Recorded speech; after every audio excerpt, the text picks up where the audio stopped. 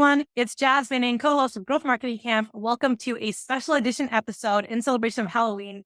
Today's content is a little different than what we've done before. We've got a group of past GMC guests and top creators here to chat all things brand building. I'm extremely excited to welcome all of you. I'm Travis Tyler, Senior Digital Content Producer at PandaDoc. You want to tell everyone what you are? I am dressed up as a Proposify reviewer on G2. I'm wearing my Proposify t-shirt that I was given when I lost in a rap battle to Nadia and her team. Perfect. And to Nadia Milani, VP of Marketing, also a past guest that we have had here on Growth Marketing Camp. Nadia, why don't you tell everybody what you are? So I am Goth Girl. So I wanted to pay homage to Jen Allen, formerly at Lavender. Is she still there, by the way, Todd? Formerly at Lavender. And she did an amazing Goth Girl skit last year, and I just could not get over it. So I'm like the subpar Goth Girl today. Wonderful. And then we've got Morgan J. Ingram, founder and CEO of Ascension Media Productions. Morgan, why don't you tell everybody what you are? All right, guys. I'm Kobe before a game. It's as simple as that. I'm Kobe. It's just I'm a ready. mindset. It's a mindset. I'm really focused. I'm locked in. I don't have the jersey on yet, so I'm just warming up. Wonderful. And then Todd Clouser, worst marketer in the world at Lavender and producer of Lavenderland. Todd, why don't you tell us what you are? I think we can all guess. I am Wish.com Tim Davidson. Shout out to Tim Davidson. There is a Wish version of you that is out there right now repping you. And it is also, you guys, it's October 13th. So it's Friday the 13th. So is it a lucky day? Is it a unlucky day? I don't know. So I think it's lucky for us because we got you guys all here. Again, we brought every single one of you guys here because you are active brand builders on LinkedIn.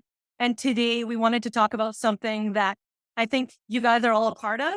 I think a lot of people on LinkedIn see it, but basically cringe creators, what's cringe, what's not. I think you guys are all, again, you guys have had your fair share of sharing on LinkedIn. And as people who are just participants, viewers, we're huge fans. But I think it would be great for you guys to share your experiences. I got the big question here, which I know some of you guys have examples for, but I'm going to kick it off with that. So what is the most cringe-worthy thing you have first seen when it comes to thought leadership on LinkedIn? And then the next question is, what's the most cringe-worthy thing you have done throughout your content creation journey on LinkedIn? So let's see who wants to start. I can start. All right. So I'll start with like most cringeworthy thing I've created that was never posted. And this is why, if you are trying to create content, sometimes it's good to run it by somebody else, maybe even outside of LinkedIn, somebody who's outside of your industry where you can get that judgment-free zone. I'll just show a brief clip of it. Warning, I am wearing clothing in this photograph. I promise I'm not naked. But I tried to do a skit. You guys might be able to see me dressed up in like a paper costume. It's one of my ongoing characters is I just wear a sheet of paper. And it was a therapy session as a piece of paper. And my wife was like, don't post that. Just don't do it. And I was really glad she did. First off, it's awful. You should post One it. point to the Definitely wife. post it. That would be life. Yeah. Same piece of paper you use in all of your videos, or you changing the paper. It's like a mesh paper costume. It came as part of an Amazon package of rock, paper, scissors, and I just wear the paper costume. And yeah, it's a reminder of like, you know, if there isn't any like uncertainty of if you're wearing clothing, it may not be appropriate for LinkedIn. And I've had posts taken down, or requested to take down because I was shirtless in them, or I was, maybe wearing something that wasn't appropriate for a professional network. And look, everybody's definition of professional is a little bit different, but at the end of the day, when you are representing another company, you just got to be mindful of it. So I would say, in terms of cringe stuff, that's the most cringy that I've almost put out into the world. I absolutely love that. That is hilarious. Also, actually, Todd, I think Really, Travis? The day that I put out a bathtub video? Why don't you tell us a little bit about that, Todd, and how you're representing Lavender? Yesterday. I think I saw the bathtub video yesterday. I was laughing. So, Travis, you're the first shirtless person I've seen on LinkedIn. So you first when I was like, oh, wow, anything goes. Yeah, that one Ending got up the taken end of the down. stakes. Don't rage, ass. And then yesterday, I saw Todd's bathtub video, which was hilarious, by the way. But you guys are great, pushing the boundaries. And I'm gonna say, I'm one of the people that's like, hey, this is great. This is, let's keep it going. Morgan, you're laughing, or are you gonna have are you planning on? No, I mean, I don't have anything more than I've kept my clothes on and all my content. So I mean, I don't know how to take it to the next level without really losing my account. So I'm just laughing. I don't know how you can push the boundaries more than that.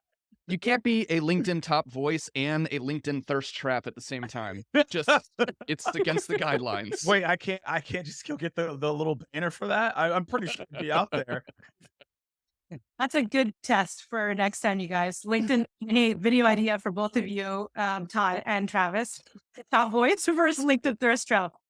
I kind of want that banner now. Yeah, exactly. I was like, what articles do I need to comment on to get that? That's what I'm trying to search right now. That's all I'm trying to figure out. And fastest way to get fired from your job. Yay! But you guys really did push the boundaries. When you're like VP of marketing, I feel like I can't do everything that I want. Like I gotta kind of have a little bit of a tiny filter sometimes.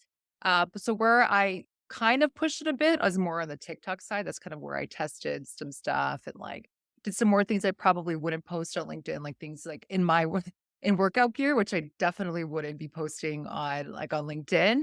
But honestly, my kids, my daughter thinks everything I post is cringe. She's like, Mom, that is so bad. Why are you posting that? That is the worst song that you could post with. I'm like, I don't even, it was recommended by TikTok. I don't know what I'm doing. I'm just putting it up there.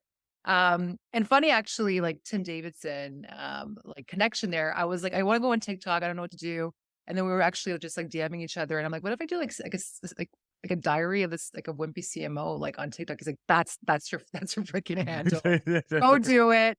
But you know what? I'm guilty of pressing the gas and then taking it off on content in general. So I've been a little quiet the last 2-3 weeks.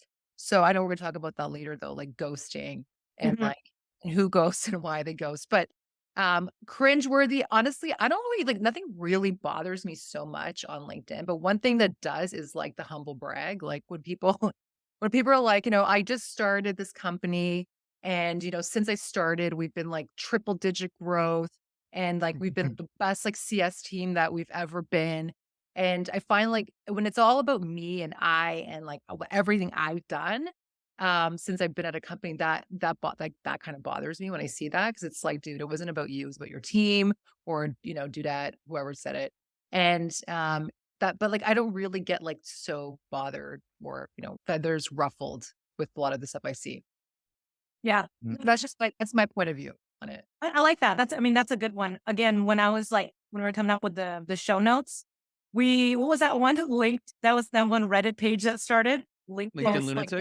Yeah, LinkedIn Lunatics. Oh, you don't want to end up on there. Yeah, I've been on there. I've been on there a couple times. I've been on all of the best of LinkedIn. I've been on all of them. But around too long right now. You get called out. I feel once that's in a while. a badge of honor, though. I've gotten called on every single one. I'm just all right. I didn't even do anything crazy, but someone will take it wrong and be like, yo, what are you doing? You know what? I think there is something around once you have hit a certain level of influencer status, it's hate. If you haven't gotten hate yet, you haven't reached a certain status. Yeah, that's not it. You got to get a little bit of a hate. So every time I get in there, I'm like, all right, yeah, it was about time. Not surprised. I'm searching you right now. LinkedIn Lunatics, by the way. I'm pretty confident that I have been in all of them because someone will be like, yo, did you see your in? I'm like, yeah, I'm not surprised. So I should be in there somewhere. If not, maybe it got removed. But best of LinkedIn, I've been in them. We all love you, Morgan. We all love you. It's all good. That's all good. I sometimes will jump in the comment section and be like, hey guys, I'm here. What's up? I'll just chop it up with them because I don't really care. Yeah, this guy's awful. Some people are very hateful, but then I banter with them. It makes it more fun because there's not a lot of people who everyone just gets pissy about it, but I'll go in there and be like, all right, cool. Let's break it down. Let's talk about it. And most people at that point won't say anything because now they're actually trying to have a conversation with you and they get really nice.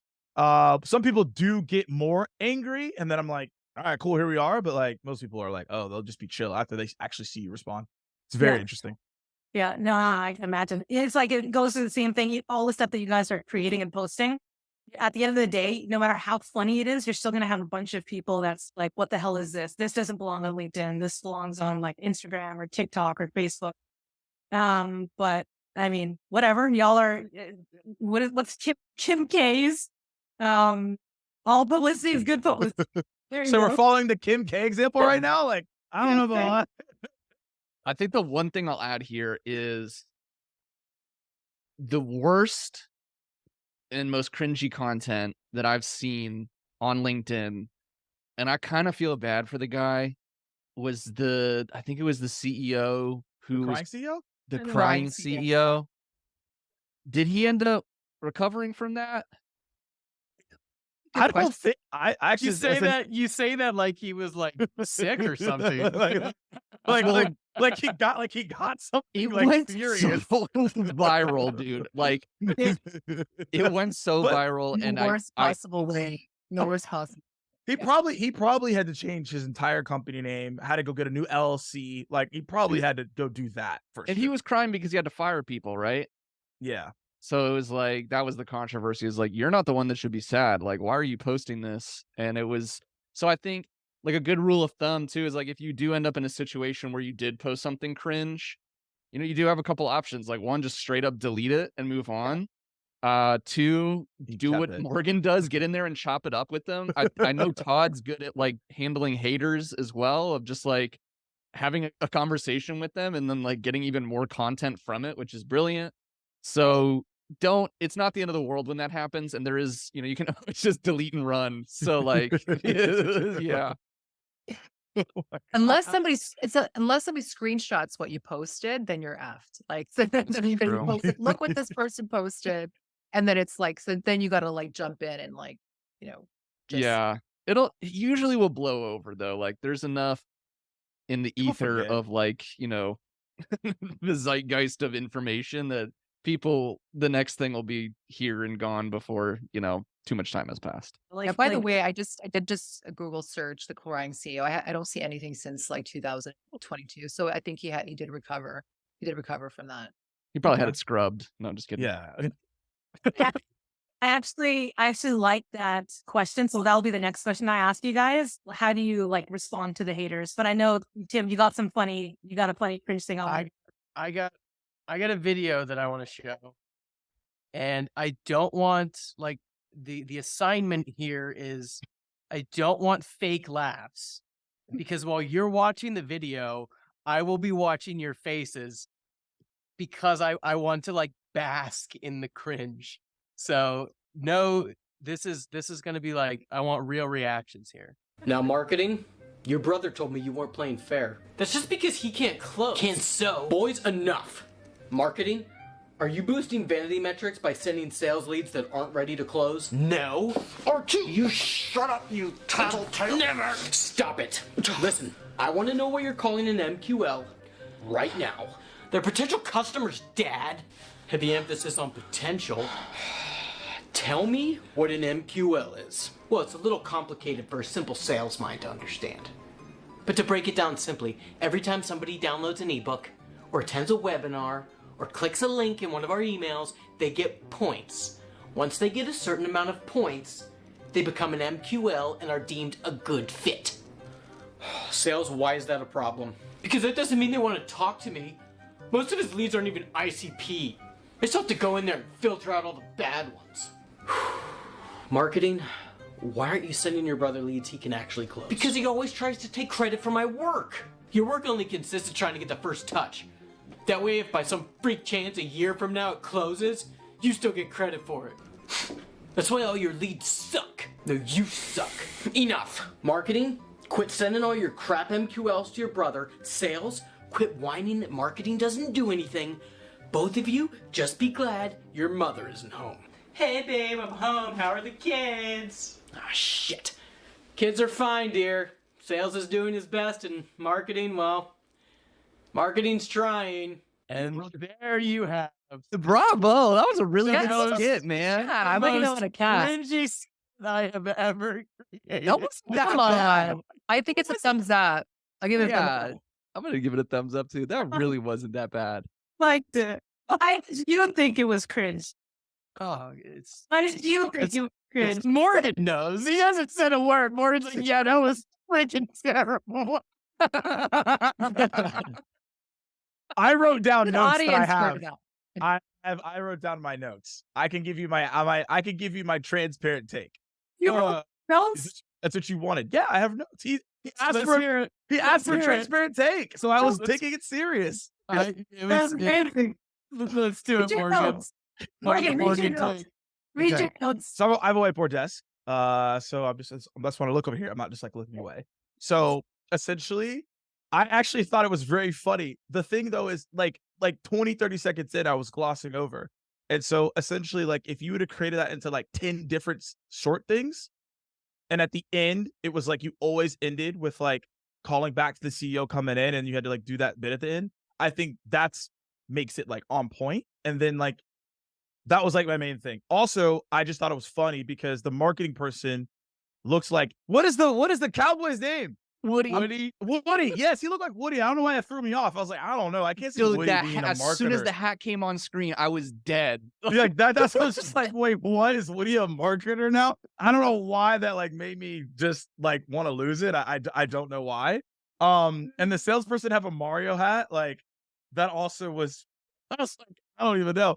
But I think overall, like I thought it was funny. My main notes was cut it into like different frames of like one topic every single time. That's like 20 seconds. They go back and forth and then they go from there. And then like, I don't know why the Woody thing cracked me up. I thought that was hilarious. And then the Mario hat, I think every time if you had a different hat in every single like story that was like a video game character and you just kind of played off that every single time, that'd be like even more hilarious. And then each time it's like, hey, here's the concept we talk about. But I think overall it was a good video. I just felt like it was too long. I think that's probably made it cringe because you felt like it was going on for too long. I don't know Yeah. if you thought it was. I mean, that's like, maybe that's like my hypothesis. And you can see by the end, your face was getting more and more red because you were really putting your heart and soul into acting this. Yeah, no, he was going in. I wanted this to work so bad. I was like, oh, this is so bad. So I think I know it bordered like so bad that it was good. yeah, Sorry, go ahead, Jen. I mean, to be fair, that's most of my content. So yeah, it's on brand. if I were to pinpoint what I think made it cringy, it's then you were actually doing a solid job educating the audience on what an MQL was. Yeah. I think that actually hurt. If it was more like, if the education was a little bit toned down, it would have been more of the acting and just funny. But you were like, by the end of the video, I was like, oh, that's what an MQL is. That was hilarious. Fair point. Yeah. And hey, this is a safe space, Todd. Just want you to know that, okay? Hold on.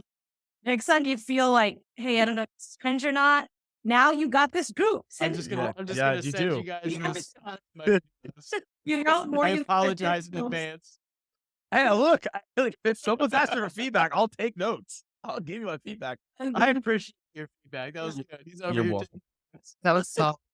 That's why I said, Mario, this man is in character. He may not be in costume, but he is always in character. This is always ready. Morgan, how are you? What is the most cringiest thing that you have created or seen? Look, What you've done. Todd and Travis take it to a whole new level, man. Like it's just I don't even know. Like I'd probably if we were in collaboration, I would definitely go to that deep end, but I don't know what it is. Like there's certain levels that I'll go to, right?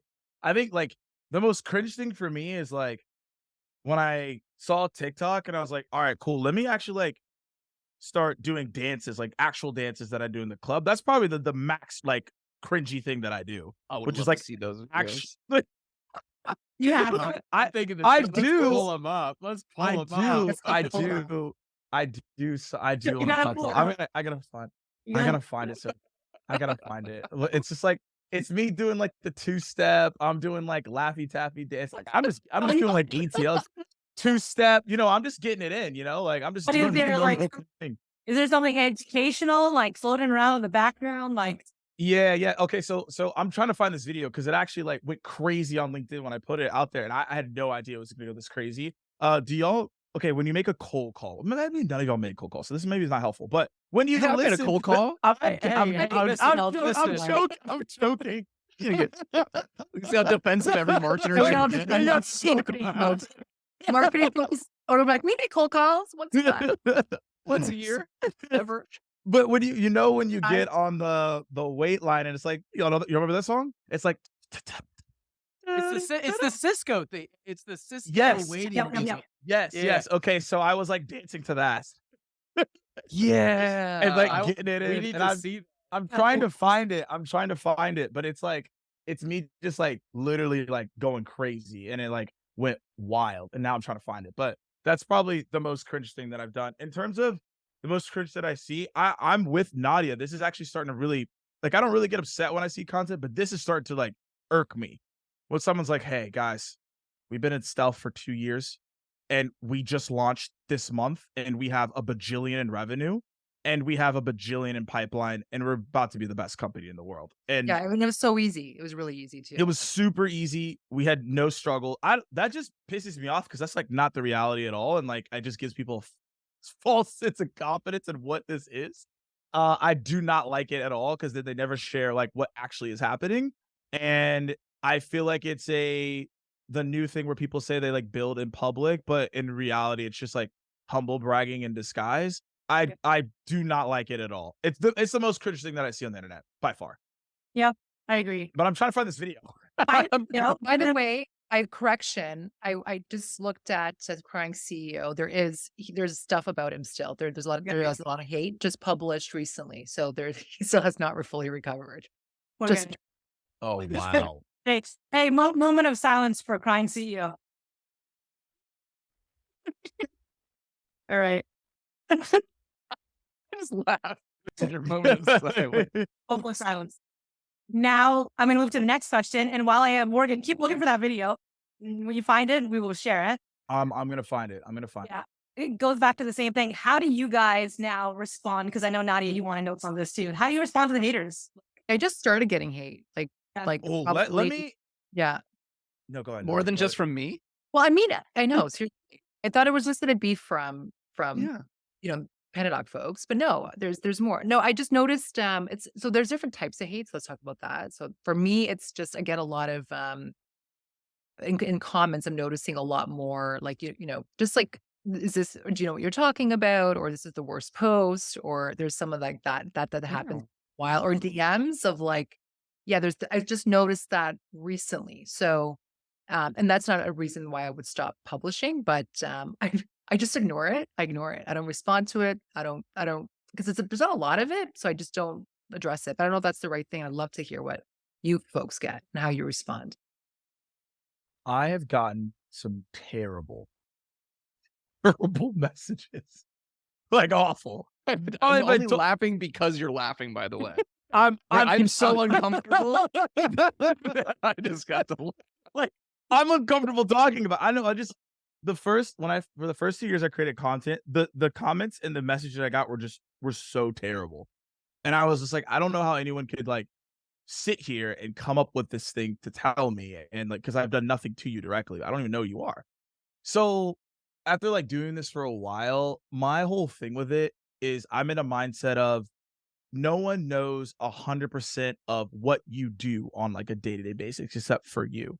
And so what I mean by that is no one actually knows like what you're saying is true or not. Now, obviously you're sharing it and I tell people, well, duh, I wouldn't share this if it didn't work. Like that just makes no sense, right? Like, why would I even say that?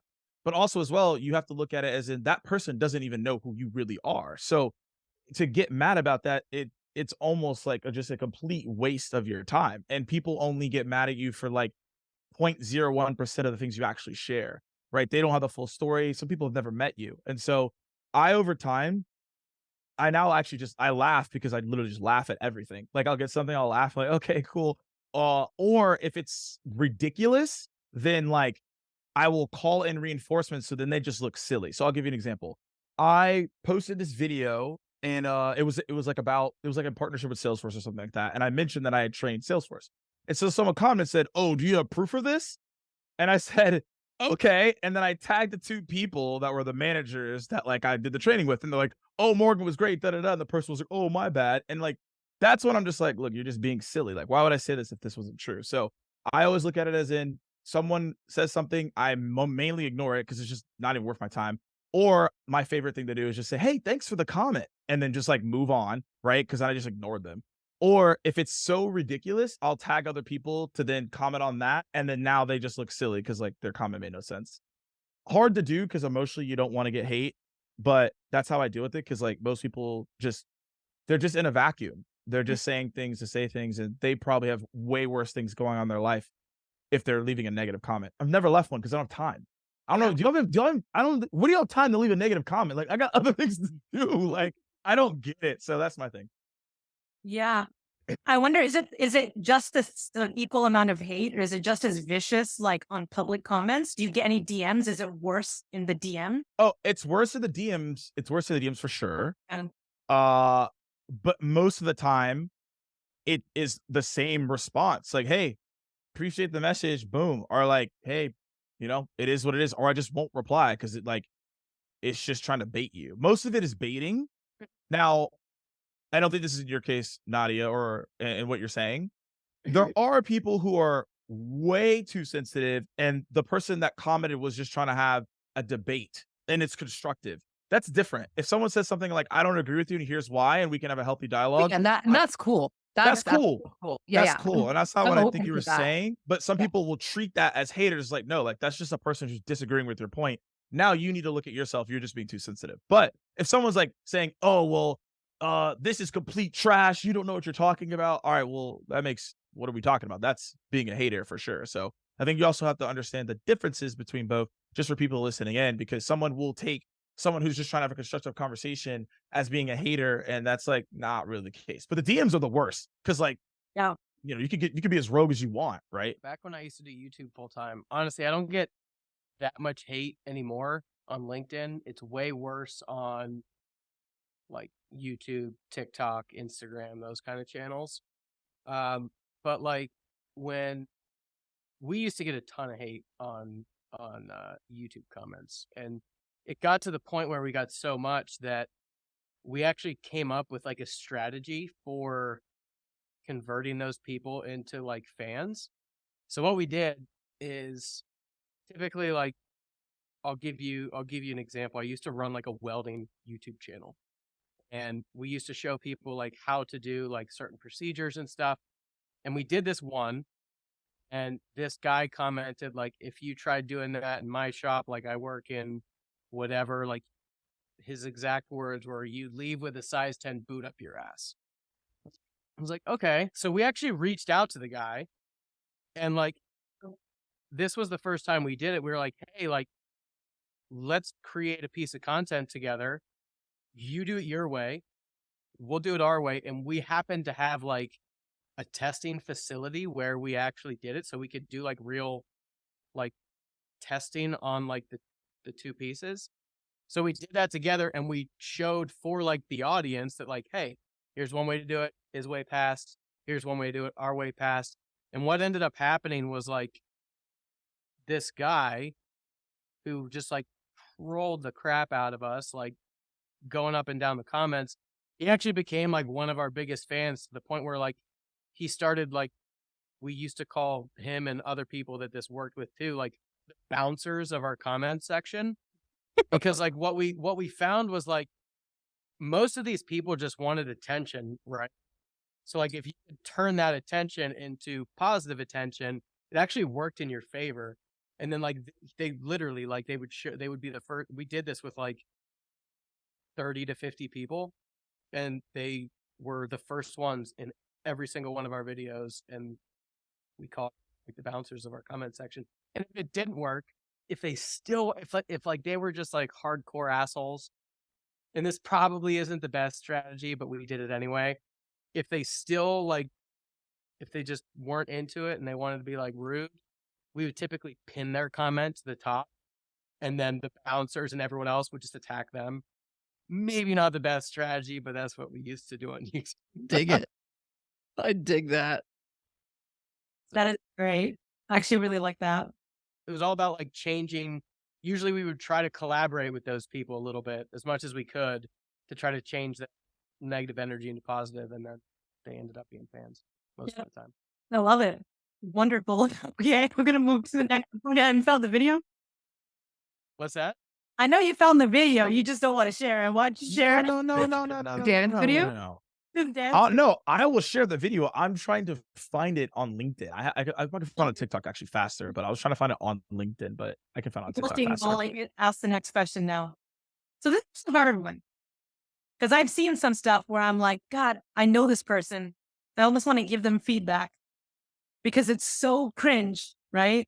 And it kind of goes back to Morgan. One of the conversations me and Morgan had, for example, we're actually talking about. So we're talking about what's the kind of stuff that you're posting and why is it cringe and why it's not. And around this time that me and Morgan had this conversation, Todd, I think you were part of this. There was a Lavender video where everybody was singing Backstreet Boys on a beach. You know when it was? Yeah, I was think not it was cringe. That was a beautiful moment. I saw that and I thought, this is hilarious. But then I was like, I bet you if other people did that, they wouldn't be able to pull it off. So why is it like, imagine you guys are doing it, y'all can pull it off. So it was not cringe. It was actually, it was immaculate. Okay. So why don't you remember that? Okay. But if someone else who's not as funny, and so it goes back to, okay, is that your, like, is some people can pull it off and some people can't pull it off. Your friends jumping in both into the creator journey, their content is super cringe. Maybe they're trying to be funny, but they're not really funny, right? Maybe they don't have, and then maybe there's something else, right? Maybe they should take a different route. Do you tell them then, hey, this isn't working for you? Because I know, Morgan, you had told me before, you're like, some people, they want to be the Lavenders, or they want to be like Todd, or they want to be like Tim Davidson or Travis, but some people, they can pull it off and some people, they just can't. Do you tell them to find their own, like a different light, or you just leave it? You guys may have a different point, but my thought process is no, you don't tell them. It's the opposite. Like when I first started, all my stuff sucked. Like it was awful. Like it took me 30, 40 videos to even like try to do something funny because like I could barely speak to the camera doing like talking head stuff. But the reason I kept going, and this is like, I created YouTube content for 10 years. I showed up on camera once. I didn't actually create like my face on camera until I went to Refine Labs. But I had so many people inside the company saying like, oh, this is amazing. This is great. It was awful. It was terrible. But like had someone be like, man, I don't think this is for you. Like it's something that you learn. Like you learn to be comfortable on camera. And once you're comfortable on camera, then you can like venture into the funny stuff. But like, hey man, if you want to like dive head first into comedy and like entertainment and go for it, like more power to you. Like takes a little bit to learn, but like no one's just exceptional when they first start. So the thing I wanted to add too is there's no need to be a content creator gatekeeper. Like you have to stumble your way through it. And I still am in so many different ways. So if somebody had come to me and been like, dude, just stop. I mean, I would have been like mortified. Yeah, Luckily, like my wife does it in a very gentle way. And so I have people in my life who are like, this wasn't your best work. But yeah, like I think I would say no, don't you it's not your place. If somebody comes to you and asks for feedback, that's completely different. And I've been guilty of giving too much feedback before, so be careful of that. This was back, and this is more so when it comes to like written content. I like destroyed somebody's blog article with like Google comments, and then like I realized based on their reaction, I was like, why did I do that? So there can be the thing too of like, if somebody comes to you and is like, hey, I'd love your feedback on this, like keep your feedback tight. Just focus on one or two things, and that's it, would be like my piece of advice there. Yeah, funny is so hard. Like funny is the hardest content to like break through in. Like you have to really know your audience really well.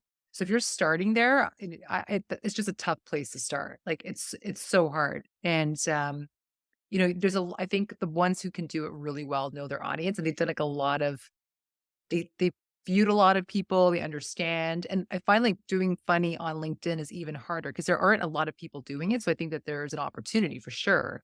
But it was, real there's not many that are funny and are doing like meaningful things that people are remembering and building that audience. I mean, there are emerging, but like there's still a huge opportunity from a B2B perspective. B2B is still mostly boring, and the people here are the ones who are kind of breaking that mold. Yeah. And that's all of you. I'm not funny, by the way. I'm not funny. Sometimes I'm funny, but like very rarely funny.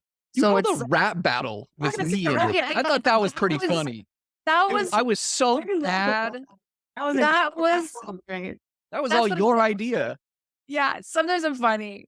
My team sometimes thinks I'm funny. Like maybe, but it's hard. Like it's hard to like.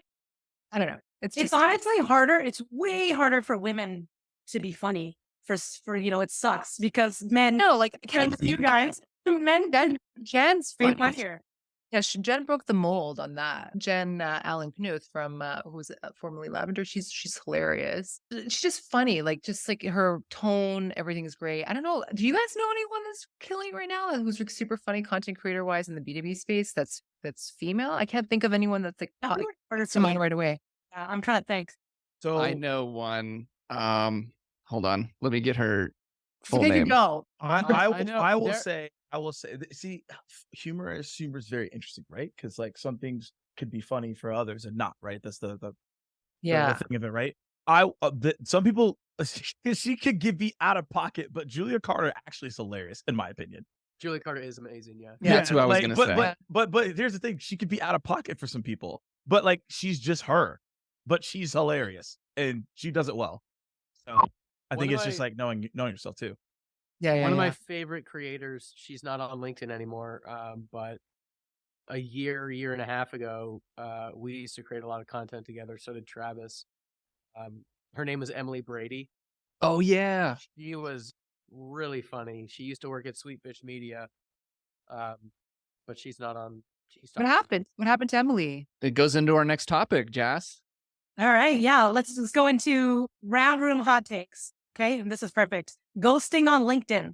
She ghosted LinkedIn. Why did the thought leaders or creators vanish? So it's not uncommon for thought leaders to disappear from LinkedIn. Maybe they'll really be on everyone's feeds. All of a sudden, boom, they're gone. Why do you think this happens? Loss of interest, change in priorities. Any thoughts? So good. I know it's so good. It's all those things. But I'm not going to start the conversation. What's to start it? I could do a Well, whole on this I'll one. say that like content creation is, I mean, if you've got like a pretty regular cadence going, like it's exhausting. I mean, like trying to come up with new, specifically like for me, trying to come up with like entertainment.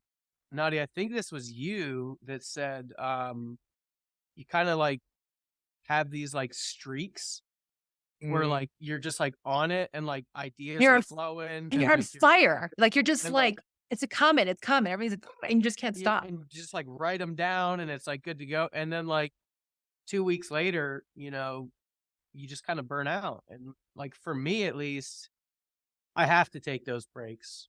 That's actually where like a lot of episodic content, like the series content came from.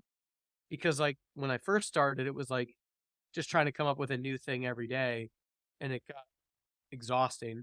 So like that's how like the worst marketer in the world came up. I was like, I need something that's repeatable that I can just like come up with and do it. If I don't have another idea, like I can fall back on this. So for me, it's just like, it's tough. No, I agree with you. I'm sorry, whoever you can sorry, is it Morgan? Who was that? It was Proposify reviewer on G2. Proposify fan. Come on. Yeah, I didn't say it was a bad review. I just said reviewer. No, we love Proposify. That's why I'm wearing the shirt.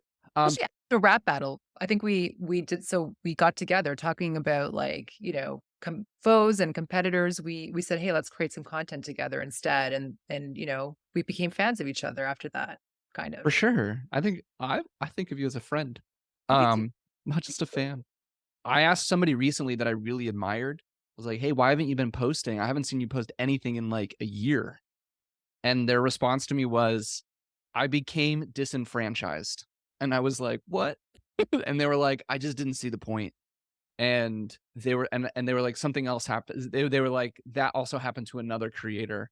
And so I think it's just they they lost inspiration. They just it's like, how can you keep up that pace? For me, I don't work in an office anymore. And when I did work in an office, I wasn't nearly as active on LinkedIn. So this is almost like my virtual office is like hanging out with all of you here right now, and being on LinkedIn and posting is like my social interaction, which is so sad. But No, you are so onto something, dude. That you are so onto something. yeah. Yes, 100%. So Sorry. like I think for some people, like they stop because other things in their life come up.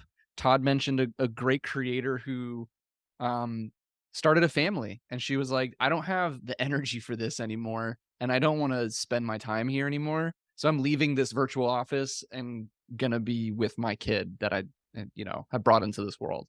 And I think that's what happens to a lot of people is they just are like, I don't need this in my life anymore. Goodbye. And it's just like you can just log off and step away from it.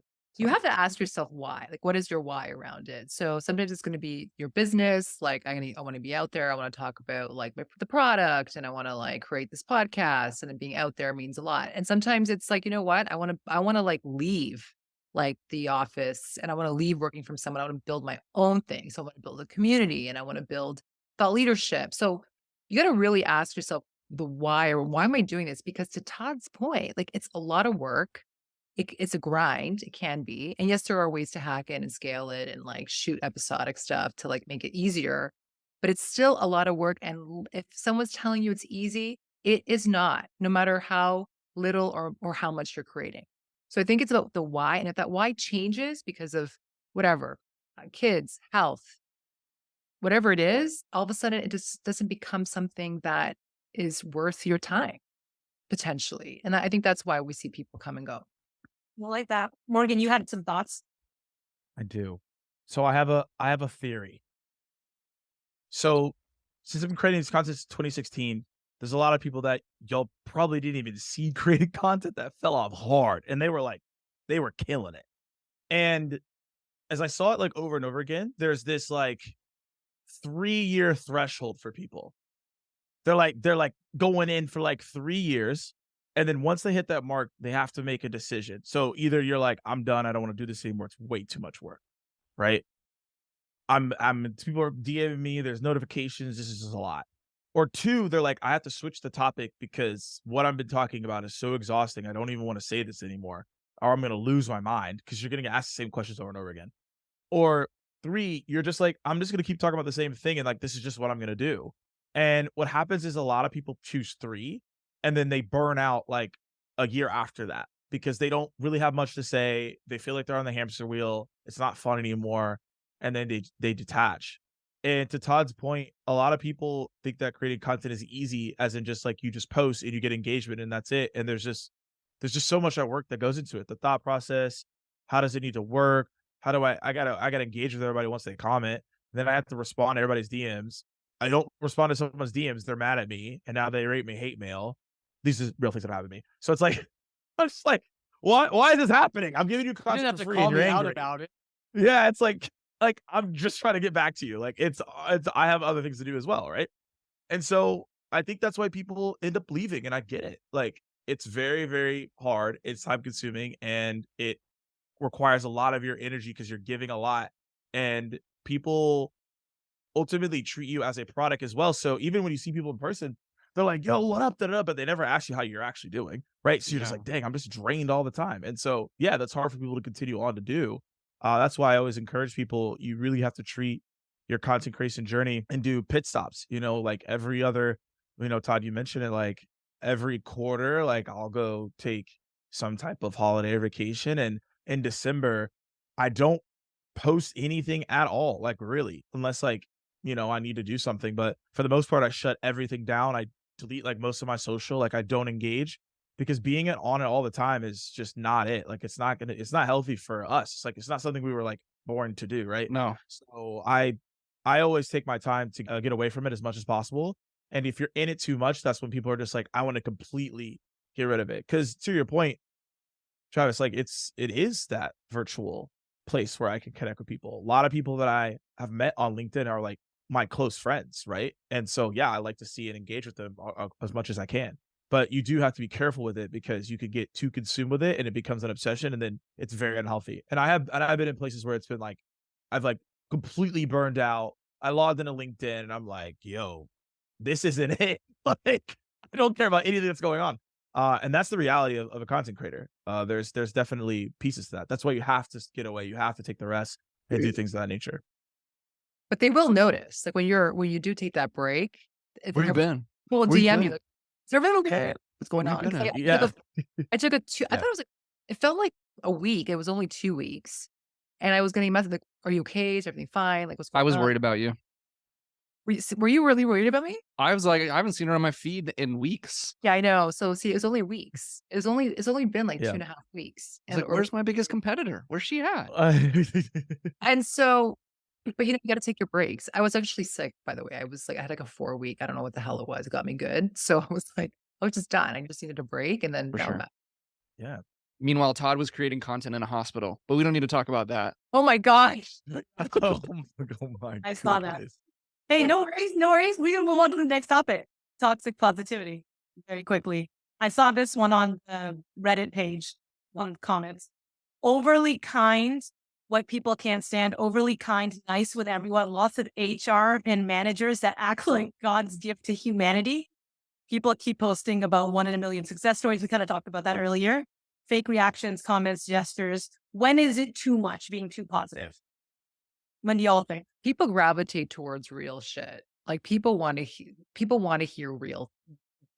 I mean, I hate the word authenticity, but people know and can sense if something's real or not for the most part. I mean, questionably if they're younger, I don't know. So I think if your brand is consistently talking about how easy everything is and like kind of veering into like the toxic positivity threshold, I think it's not good for your brand. It's people can smell it from a mile away. And I think it can be too much. So I think telling people the struggle and how you overcame it is much more powerful. Well Yeah. said. Well Yeah. said. I think it's also like you don't have to have an opinion on everything.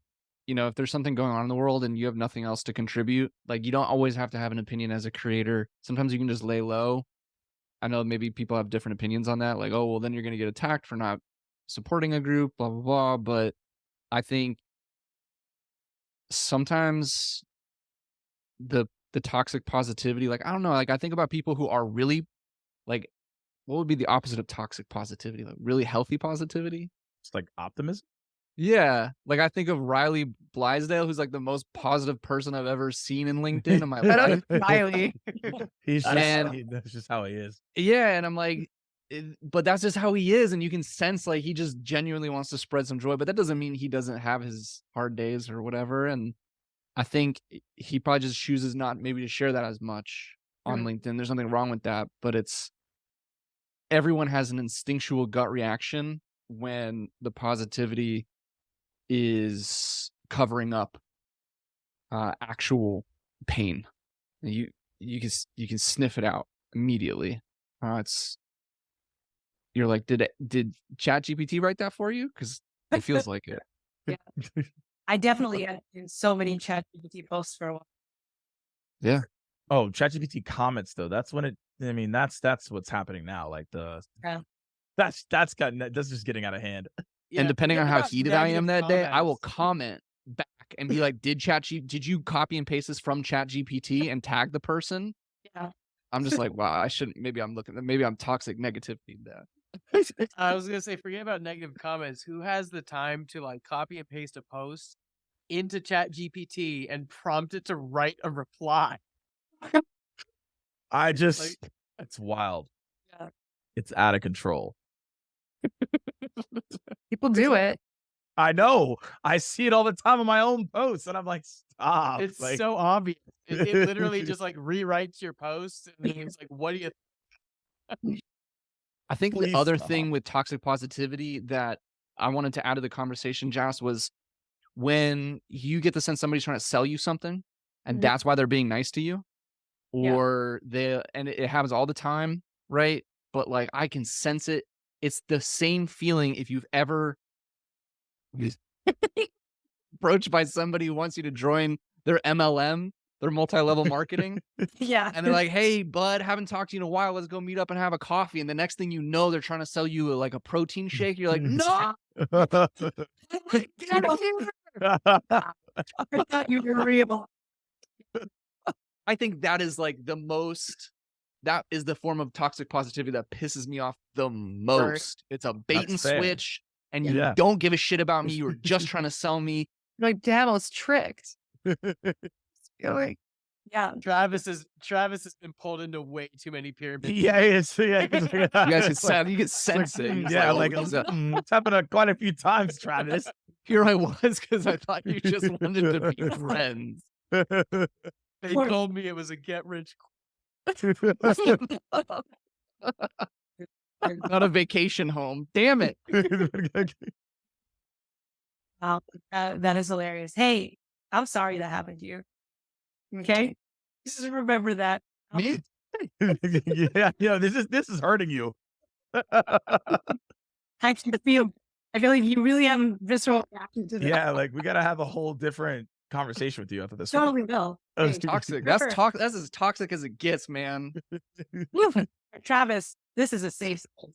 We are all your friends. Can we remember that? No Thank multi-level marketing. One of the funny things that I had seen recently, I remember, and I didn't like when I was a regular person, right? I was just like, whatever. I never used to get anyone DMing me. When I became director, all of a sudden the amount of pitch slap that I get. And I remember I used to be like, oh, if I'm like, I'll always reply to people's comments, like people's DMs. I'll always do that. I'll always make time for it. And then it comes to the point where I'm like, God, I can't do this. they just want the marketing budget. They don't want to talk to Really you. is. Yeah. This is just- what, Yeah, this is they just what- get the marketing budget dollars. You're like, that's all. That's usually what the conversations are about. I'm like, again. I'm like, just show me, like, comment a little bit, try to show me my feet a little bit, engage with me a little bit before you try to sell something on me. I thought this was funny. I'll share it real quick. I got this message. I got a connection, and I kind of hesitate now to accept comment. Another person I have to ignore, but I accepted, and then nothing. Next day was hey, can we set up a 30-minute call to talk about blah, blah, blah. I ignored it. And then I got another one, hey, just following up. And then I was like, God, I ignored it. Third one, hey, Jas, I have to admit that I'm starting to get very worried about you and your well-being. Multiple messages have gone unanswered. Are you okay? I hope then you are, and you've just been busy. Completely understand if that's the case. That being said, I'd love to put 30-minute slot. So here's the problem with this, right? Yeah. I've looked at so many, and y'all get a lot, but in trainings, right? And in all the stuff I've done in content, going through all these emails, they sound the same. So now I'm concerned that there's someone training this material because it's all the same. So now I'm like, who's going to these trainings? How is this person selling these trainings? It becomes more concerning. I get it too. Maybe it's like a female marketing leader thing where we're more compassionate. We'll take the meat. I don't know, but I get those all the time. Like What is that? like just, were you okay? Is everything Okay. okay? Like, I haven't heard back from you. I hope you're fine. What course is this? I just want to know who's offering it because it's the same messaging every time. How to get the attention of female marketers. Check on their well-being if they do not reply. Yeah, I don't know. I don't know what's happening there. It's absurd. I got one of those, and then they had like 3, like, you haven't responded. It has to be one of these 3 things. And I did a skit on it, and people were like, "Oh my God, this is hilarious." I'm like, this is like copy and paste. Like, I did nothing. Like, I just acted it out. It's like, wow, you actually got that email. So yeah. See, you guys are lucky, yay, especially you guys who are creating like funny skits. Y'all get constant supply of wonderful things to be able to use it. Lucky. I love that. Last hot take. Curious, because I actually did hear a lot of, there was a lot of people commenting on this, the LinkedIn algorithm change. So on the LinkedIn algorithm apocalypse, hot or hype? There's obviously a lot of buzz about LinkedIn's algorithm change affecting content visibility. Is there an algorithm apocalypse? Or do you think it's just another evolution? Are you guys letting it bother you? Oh gosh, this could get so deep. Yeah. Bro, I'm in the camp of your content sucks. That's why it's not performing. Yeah. Don't blame the algorithm. Get out of here. Yeah. That's me. I do think that there, I don't know. I mean, I don't have my following isn't huge. Morgan, I don't know. Are you the person to have the strongest opinion on this? I don't know. Okay. So I saw a tweet. Yeah, I just saw a tweet actually this morning. And so now it's leading me down this rabbit hole because as of right now, LinkedIn's saying, hey, look, if you don't have a LinkedIn premium account, you can only send 10 messages a day. Right? That's absurd, right? Only 10 messages and you can only send 100 connection requests a week. So they want everyone to go on this premium route, right? So if they're doing that, that means that they might start suppressing other content so you have to pay for it. But this is my hypothesis. This is only what I'm seeing, right? Because if they're making you pay for it, if you have to go pay to do unlimited messages and they're only making you do 10 a day, the content from the algorithm standpoint has changed. However, let's be transparent. There are people who are in pods who game the system, right? So they're getting more favor as a whole, right? So that's happening, which didn't happen before. So you have them getting more favorites in the algorithm. So it would weed out other people from getting visibility. They all post on the same hour at the same time. So it knocks out everybody else unless you're a good creator and people know who you are. So I do believe at the same time, Travis, your content needs to be good, right? Like you can't just always blame the algorithm. However, there are things that are happening that I'm just seeing okay, they're making you pay for the premium now, which they didn't do before. They're taking it more seriously. There's pods in play. There's other gaming in play, right? Like every creator I could break down to you and say, hey, this is how they do it. This this pod. They have this thing. I get invited to all of them. So I just sit on the other side of the lens being like, okay, there's definitely some gaming here. You still should focus on making really good content. But there are some other things that go down and you're like, what's going on there? That's fishy. So that's my take. But I do believe at the end of the day, you shouldn't let those things affect you. You should always get better, skill up, innovate, etc. However, I'm also looking at it just holistically and just saying, oh yeah, these are things that do happen, right? That do affect the way that the game is played. Yeah. I'll also add that this is just kind of the natural progression of any social media site Platform. Yeah. Yeah, I've been lucky enough to be on with maybe the exception of LinkedIn, the front edge of pretty much all the major platforms in their prime, because I started doing YouTube in 2011. So we were doing YouTube and Facebook back then. We moved into Instagram in 13. We moved into TikTok in 18 or 19. And the people that see the massive growth are typically the people that start doing it in that really big organic phase, because you have way more people consuming the content than you have creating. And once people start to see, Morgan said, you've been doing LinkedIn since 2016. It's damn, look how good he's look at everything he's getting from this. Obviously, more people are going to start coming in, and now you have more competition for eyeballs on your content. So I think people just have to realize that 2020 LinkedIn numbers are probably not coming back, because there's just so many more people creating on the platform now. There's so much more competition. Because of that, more people are spending money on ad dollars, and they got more ads coming up. It's just more crowded. So Yeah. I mean, there's rewards for first movers, always. First movers win. And that's just the way it runs and works for social media. So if you're a little bit late to the game, it's just going to be harder to break through. And all platforms are designed to monetize, and it always becomes pay to play. That's where they go. So if you can get in early as a content creator, that's where you win. 100%. And it's not to say that you can't. I mean, I think Riley's a great example. He's everywhere now because He's good at building relationships with people. Like he's showing up in everyone's comments. Like you can still win. It just takes a lot more work because there's more people. So you're competing against more people. He's a good example. Yeah. Yeah.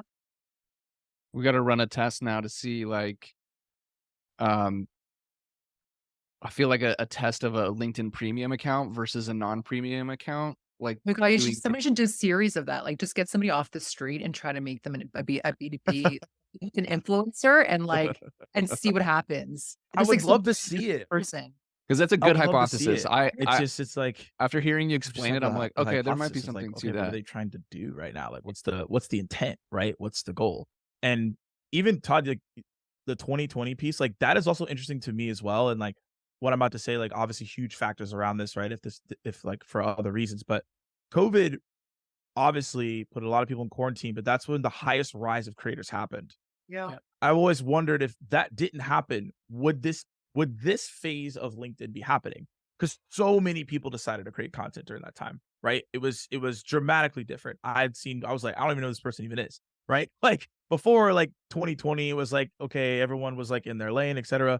2020 took it to a whole new level, and I think that inspired even more people to take it to that level too. And so I think that also is super, super interesting. That at least that's what I've seen from my perspective. Yeah. I mean, I saw a bunch of creators, especially I think that like 2020 helped a lot of the TikTok videos coming onto LinkedIn as well, which I started or like helped the evolution of a lot of people on LinkedIn posting funny things because of that. Like, hey, this shit's working. It's actually a lot of engagement. And then LinkedIn added a little laughing emoji or whatever. And kind of now I absolutely enjoy LinkedIn. It's a great place to be. Before that, it was just like networking or whatever. Now it just feels like a real place for us to be. And I like it. So I like all the stuff that you guys are creating too. Why did they take out the curious emoji? That's when I was like, come on, guys. Oh, did they? I didn't realize they were like curious. Yeah, I think they took it out because they perceived it as like negative. Like, I don't agree with you. Oh, I think that's why I would do it sometimes. Like, I don't know. I don't know. I can imagine Morgan, you're sitting there thinking, God, why did they get rid of that emoji? I wasn't curious. I was like, oh no, I don't know about that one. A light bulb emoji though? That's insightful. But the curious is like, curious, yeah. It's a little suspect. Like, exactly what it was. I love that one. I use the light bulb one both like authentically. Wow, that was an insightful post. But then sometimes someone has a yes comment, or I'm just like, I use it ironically. I'm like, oh, insightful. Funny. I'll remember that if I ever post anything. Yeah. So you comment the light bulb. I'll remember this. Travis comments the light bulb a lot. Now I know why. Oh, insightful post. People don't use the light bulb enough, though. I don't. So I like that. Enough, yeah. I was like, hey, that made me think. Todd, I had a question. Todd, I had a question with me to ask you. Do people still get you and Tim confused? Does that still happen? So remember in the early days, like it does happen. Tim told me that like Tim was telling me that's why I'm Tim Davidson. We were at SaaStr and he said this year at SaaStr. Meanwhile, like I've got this. Tim said that people mistook him for me 3 times at SaaStr. They came up and they're like, Todd, and he's like, no. I love it. So yeah. I found the video, by the way. Oh, hey, you want to? I feel like we should end the podcast with this clip, but yes, but I don't want to. I agree. I'm not. No, I'm not saying the final say. I was just letting I found it. Listen, I'm okay with that. We're basically done here. Okay, and I know we all are very hardworking people. We all got a lot of work to do. I gotta go make some din. That's what I gotta do. Same. Yeah. Nice. Okay. I have the heat on because it's cold here, and I have my door shut, and I'm dying right now of a heat stroke. So, okay, why don't you, Morgan, share this last video, okay? And this is how we're gonna end it. Okay. With the video.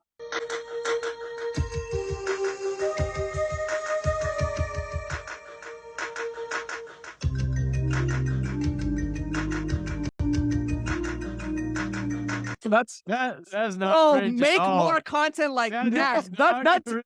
this is to me this is cringe level. All right, 'cause Something. to me, I'm telling you what No. my cringe level is. So now they're gonna be like, guys, you got to do a flip while also not having a shirt on and your glasses are backwards. Like, guys, You come just on. gotta To go me, like Hulk and rip the shirt off. this is cringe level for me. This is for serious? me though. The world needs more of this. Yeah, they do. We do. Give So that was give the me. world what it wants. They want this. They clearly liked it a lot. I was like, okay, Yeah. like what? Yeah, they went nuts. So I think the conclusion is, by the way, I love cringe. Okay. When I see cringy things, that makes me happy. Or again, that wasn't cringe. If it's cringe for you, whatever. We want people. I love it. Oh, And my Brianna goodness. Doe does it too. She does like the dance, and every time she does it, everyone's like, they just like go wild for it on LinkedIn. It's crazy. I was just like, let's just see, and I was like, oh my goodness. Do a couple more. See, this is what's gonna happen is that now Todd and Travis are like, haha, and they're gonna come up with something they're gonna write me and be like, here's the real cringe that you need to do, and I'm gonna be like, sick. We're writing you into a skit. I already feel it. I felt the energy. I was like, I've now included myself into a cringe skit now, which I'm totally game for. I'm always in. But yeah. Well, and hey, now you know this is the cringiest group. This is- and so I guess you guys, Nadia, you got to make din din for your family. I gotta make I'm making some salmon tonight. Some Yeah, so salmon. we're gonna Ooh, finish. shout out to salmon. You know it's lemon. It's gonna be awesome. Delicious. And Todd, maybe you're gonna slice up some of those red bell peppers, ship them to Nadia. Oh yeah. I'm not gonna lie. I cut into one. So you might not want that delivery.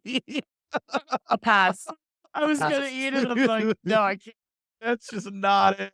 You're just gonna eat a raw pepper. Oh my god. Dude, red peppers are fantastic. No, really raw red What kind of pepper. psych? That's like biting into an onion. Got mold? Are you kidding me? You could bite into an Just onion. on the inside, though. You can nibble on the outside. Those little berries that you take a bite out of. You all see that? And then you can bite into an onion. my It's super gosh. sweet. No. I on Amazon. I'll send it out. I'll email it to you guys. Actually, Todd, you should get it, and I'll maybe send some to Tim so he can actually bite into an onion. Just that. There you Anyway, go. everybody does have to go, but that's a wrap for this episode of Cringe Creators Halloween Edition. I want to extend a massive thank you to our incredible panel of LinkedIn creators for joining us today and providing us with your perspectives on what's cringe-worthy and then how can you improve it. I think the end, we decided cringe is great, so let's keep cringing.